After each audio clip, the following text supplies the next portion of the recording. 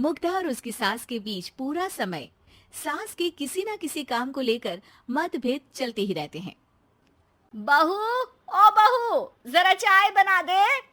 आती है, ये लीजिए, और कुछ चाहिए? अरे नहीं, बस चाय पीने का मन था। जाओ, तुम दूसरा काम करो।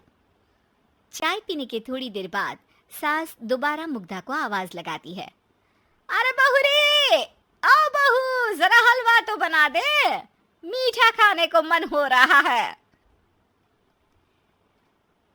इसी तरह मुग्धा की सास पूरा समय कोई ना कोई काम बताकर उसे रसोई से बाहर तक निकलने नहीं देती।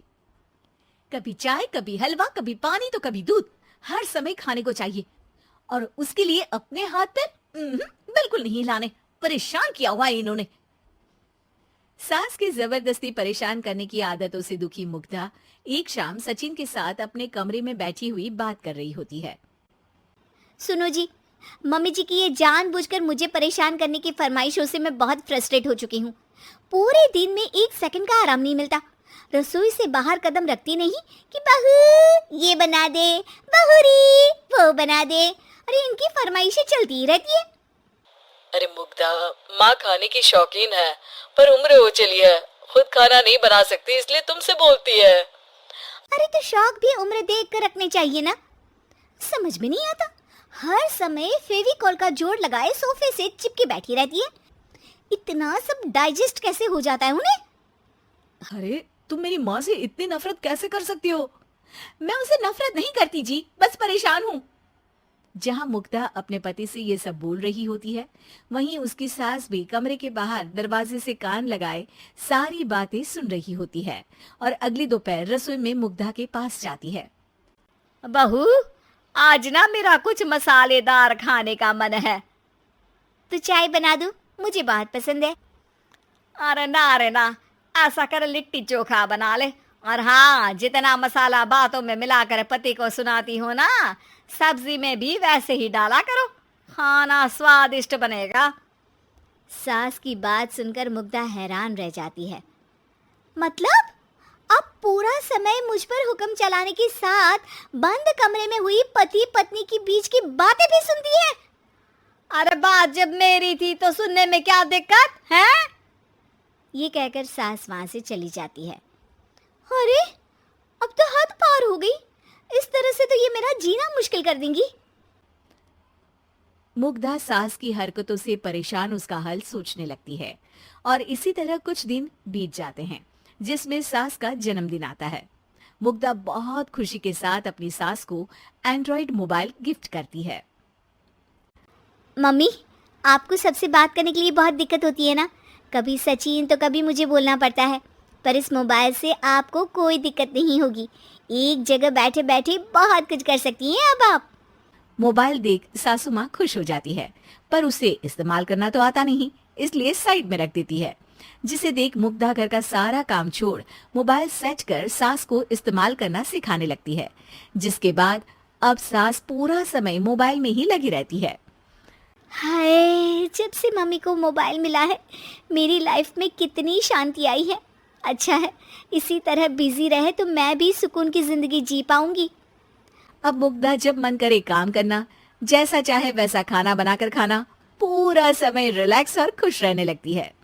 क्या बात है, आजकल तुम बहुत चहक रही हो। अरे मम्मी जी से छुटकारा जो मिला है, अब ना फरमाइशें ना छुप छुप कर बातें सुनना। अच्छा, तो मोबाइल गिफ्ट करने की ये स्कीम थी।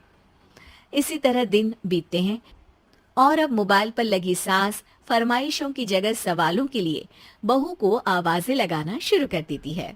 अरे बहू, सुन तो, देख जरा किसी का फोन क्यों नहीं मिल रहा?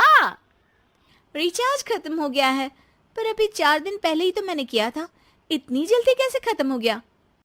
अरे मैंने कल तेरी कनाडा वाली मौसी सास से 3 घंटे बात की थी ना। क्या? इतना महंगा तो मोबाइल भी नहीं आया जितना महंगा इसका रिचार्ज पड़ रहा है। इसके बाद तो जैसे मुग्धा के दिन के 24 घंटे में से 20 घंटे सास के पास उनके मोबाइल रिलेटेड प्रॉब्लम सॉल्व करने की ड्यूटी ही बन जाती है। अरे मुग्धा, ये मोबाइल में अचानक तेरी मौसी सास की शक्ल क्यों दिखने लगी? और ये तो हिल भी रही है। मम्मी, ये गूगल डुओ का वीडियो कॉल है। इसमें आप बात करने के साथ एक दूसरे की शक्ल भी देख सकती हो। अच्छा, ये तूने मुझे पहले क्यों नहीं बताया? अब बताने के लिए पहले नहीं बताया। इसी बीच सचिन भी वहां आ जाता है और सास अपनी वीडियो कॉल में बिजी हो जाती है। क्यों, सास बहू में क्या गपशप चल रही है? इसे गपशप नहीं, दिमाग का दही होना बोलते हैं। पर तुम तो मम्मी को मोबाइल देकर बहुत खुश थी, फिर क्या हुआ? हाँ, उसका सुकून भी कुछ ही दिन मिला। अब घर के टंटे खत्म हुए तो मोबाइल की टिंग टिंग शुरू हो गई। देखो भाई, कुछ पाने के लिए कुछ खोना तो पड़ता है। आखिर तुमने मोबाइल अपने फायदे के लिए ही तो दिया है, तो फिर सवालों के जवाब भी देने पड़ेंगे, क्योंकि जब तक उनके हाथ में ये फुथरू रहेगा, तुम्हारी लाइफ में प्राइवेसी और सुकून रहेंगे। कहने का मतलब है अगर इससे प्यार बढ़े तो दाग अच्छे हैं। अरे मुझे पहले दिन से ही पता है मोबाइल किस मकसद से दिया गया है। भूलो मत, इससे पहले मैं बातें ही सुनती थी।